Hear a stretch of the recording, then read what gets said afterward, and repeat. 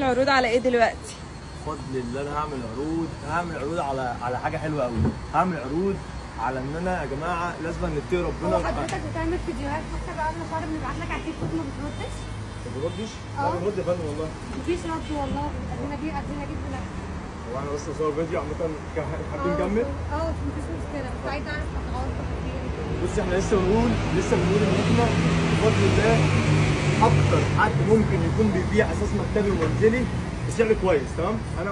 انا بنفسي مقتنع ان انا افضل سعر ممكن يكون مش في مصر بس في الشرق الاوسط كمان. تمام. حد من اصدقائي اشتروا من هنا ومن بالظبط. فلو احنا ما ردناش اولا احنا اسفين وحقك على راسي. تمام.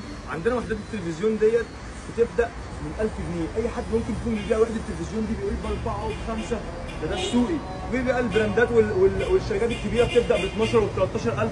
عندنا بفضل الله بتبدا من 1000 جنيه. تمام. لو جينا نتكلم على اليونت تي في ده كله الكلام كله فيه بيبدا من 1000 جنيه لغايه اعلى حاجه فيه. معقول السعر كده بره كده تماما؟ لا احنا عندنا افضل من كده بكتير. عندنا كمان من اول 1000 جنيه اغلى واحده ب 3000 جنيه. تمام. النهارده عاملين عروض حلوه قوي يا فندم على الترابيزات الميكانيزم. الترابيزه ديت بتتباع في البراند بتاعها رقم.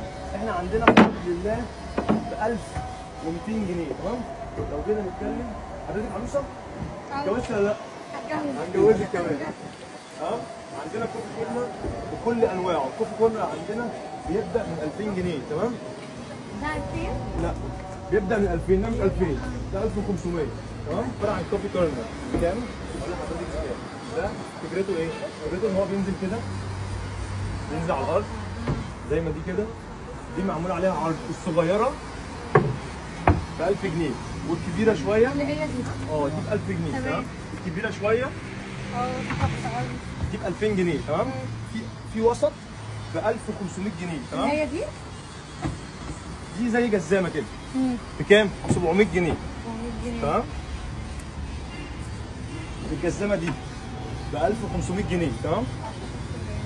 دي جزامه تاني برضك ب 1500 جنيه. تمام. ده ستاند ممكن يطلع مع الكوفي كورنر. الستاند دوت ب 1500 جنيه برضه. بيطلع معاها. اي وحده ديكور من دول بفضل الله عامله 700 جنيه. تمام.